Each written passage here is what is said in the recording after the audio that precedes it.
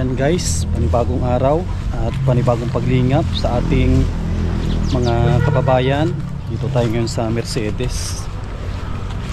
Dala natin yung gamit gamit barina at welding machine para ituloy yung paggawa ng terrace nila nanay, yung pagkakabit po ng kanilang steel matting. Wow, ang ganda na dito kay nanay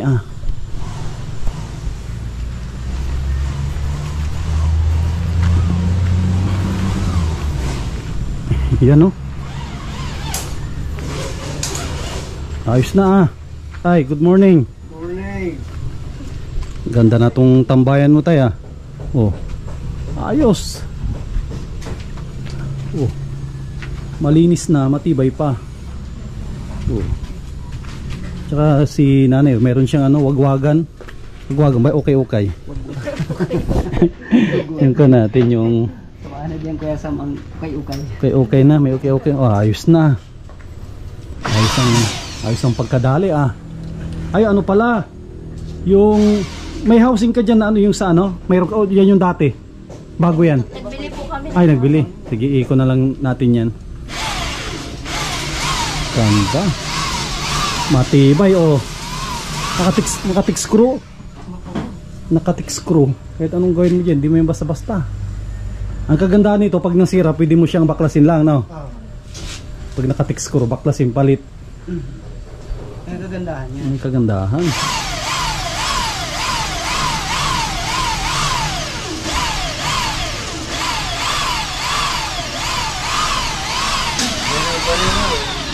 May alam ka dito, Tatay Henry, na sa Jealousy. May alam ka dito nagagawa na malapit. Yan meron. Saan banda? Yan dyan sa may high school. High school. Kapag high school. Saan banda? Kala ko may kakunta ka na. High school yun magkaganyan. Malayo. Hindi. Sa Anik. Ay, dito banda. Papasok ko na sa highway. Nasa highway. Ay, sige. Yung high school. Yaw sa digdi. Ay, sige. Papuntahin ko dito para masukatan yung bintana. Yung matitira natin kuya Sam na ganito, pwede nilagay doon sa may kusina. Lalagyan natin ng para safety din, no? Sige. CR, pwede yan.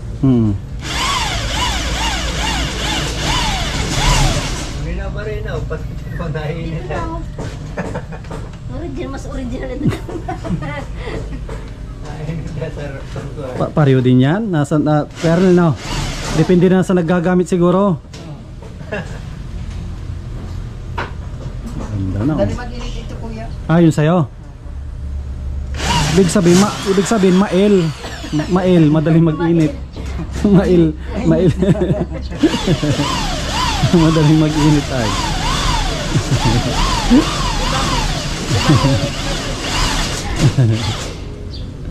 Meron naman isa dyan, nasa purok size. Para gawa di bintana. Opo. Sige tayo, pupuntahan ko para mapasukatan na. Sukatan po na. Ay, kahit hindi na po. Dito yun para masukatan yung bintana. Yan. Kasi yung tinakip nila ay lang, tinatakpan lang ng plywood. Yan, tara po.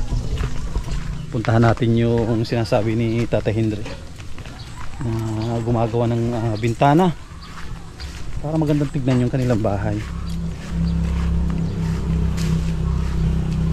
A few moments later.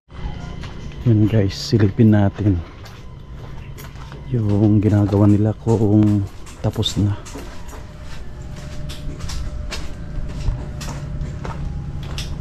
Yan, dinidiskartehan na ni Kuya Arnel Kuya Arnel, ayos na.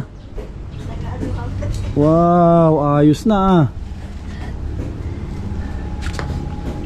Oh, ganda, pintura na lang at gate ang kulang nito Ano yung diskarte natin dito Kuya Arnel na Mas kinutubo lang po yung Sam dito bintana. Tapos Parang bisagra. May nabibiling ano yung parang sinusuksok lang. Mabili ka pa. Yung Ma- ganito lang eh. Yung kapito parehas nung sa akin. Pagkagawa. Ay sige. Tubo. At Isusuot ay lang yung tubong ano. ay yung pwede. Dipihit lang na din kayo. Sige. Kabilaan. Para malagyan ito ng ano, ng gate. Tubo lang.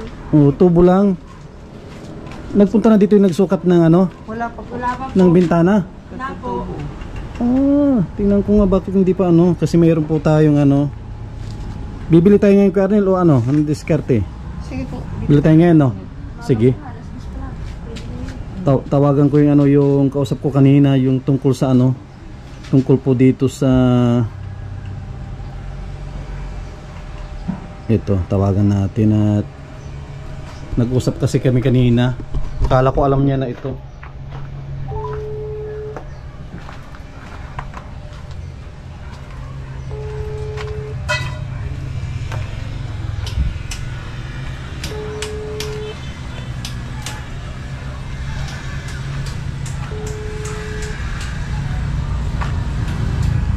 Busy ata. Nagmumotor, hindi niya marinig yung tawag natin.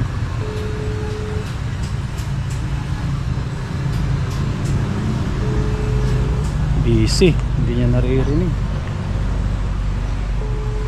Para mapalagyan natin to ng jealousy. Hello. Hello sir. Po. Nagpunta na kayo dito sir sa ano? Hindi ba po? Andito ako ngayon. Ay, andyan po kayo? Oh, yung service ko yung itim na pick up Sige. nasa parting kanan. Sige po. Sige, thank you. Okay. Yan guys, natawagan na natin yun sa may magsusukat ng salamin para mapalagyan na ito. At hindi ganyan na tinatakpan lang nila ng daw dito ng plywood. Ano, para hindi yan nakatiwangwang. Pagdating niya dito, alis din kami ni Kuya Ernel para bibili kami ng ano, bibili din kami ng materialis para dyan. Ito Kuya Ernel yung ano, ito rin, ano kayang plano din dito?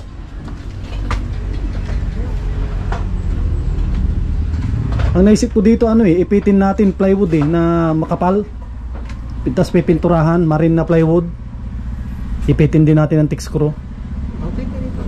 Tapos pinturahan. Hindi rin basta-basta masisira yun. Anong gagawin natin pinto dito? Kaya hindi na ano, tapos ipitin lang. Oo, ipitin lang. Para magkaroon din ito ng pinto. Ipitin natin plywood ang ilagay natin, no? Oo. Di bibilhan din natin ito ng Oo, isali mo to Kuya Ernel, ano ko ilang tubo ang ano. Bali dalawa. dalawang tubo. Tsaka makabili tayo ng plywood. Ano kaya magandang kapal na plywood? Yung Ano lang, ganito lang katapal, oh. ito mas makapal dito ng kaunti. Oh, mas katapal dito. Mas makapal dito ng kaunti. Sige. Para malagyan din ito ng pinto, hindi ganito na ano, pangit tignan. Pipintuhan din dalawa. Ito. Kaya ni Kuya Ernel, baka bukas dali ni Kuya Ernel na yan. Overtime ata kayo ngayon o ano? Wala ata kayo lakad? Bukas po may lakad kami. Ayun lang. Pag bakante kayo, importante andito na yung ano, mga materialis. Antayin ko lang, papunta na dito yung susukat. Antayin natin saglit. Mapaklas kami sa Yan guys, yung pinabili namin sa Daet. Ito na yung gagawin na gate noong kanilang bahay. Kasali na ang kusina. Kumuha tayo yung ng makapal na plywood, marine. Tapos iipitin. Saka ano yan, matibay yan. Magkano yan? Marine tig ano yan, oh, si mag-asawa, oh. Marine na tig ano yan, tig 700. Mahal din pala, no? Pero quality naman. Oh, quality yan, 700.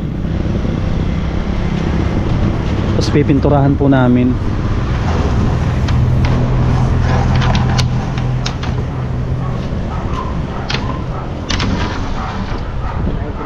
Diyan ko na rin ako doon, Kuya Ernel. Mapunta ko doon sa kabila.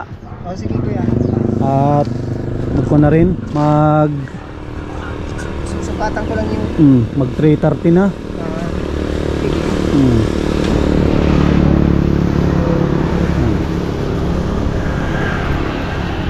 Yan, bumili tayo ng tubo at flat bar para mabuo na yung kanilang pinto. Yan o, galing yung mag-asawa saan po, nagpalingke. Ay, nagpalingke ata kayo ah. Nakuha kami ng bigas na.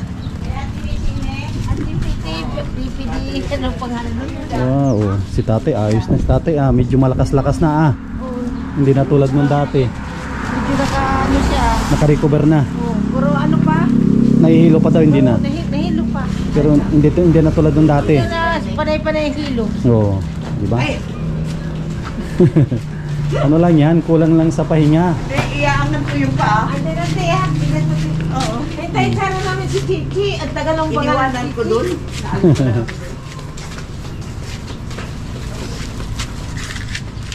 Dalawang kilo siguro yun. Tagal namin doon naghintay.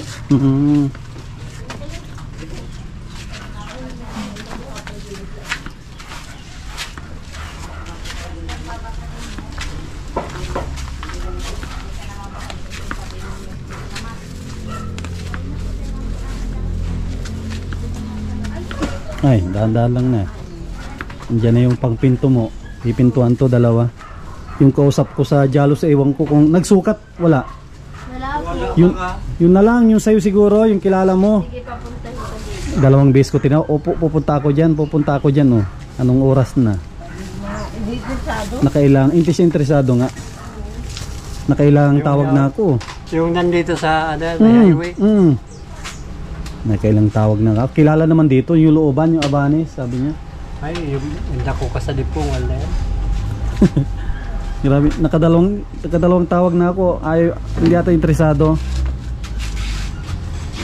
Pag nag-diskusyon ng mag-asawa, yun yan. Bakit eh? Kayo. May Hindi. anahadad ka ba? Hindi sila interesado. Kung to tayo bukas, kung na ito. May git na to bukas.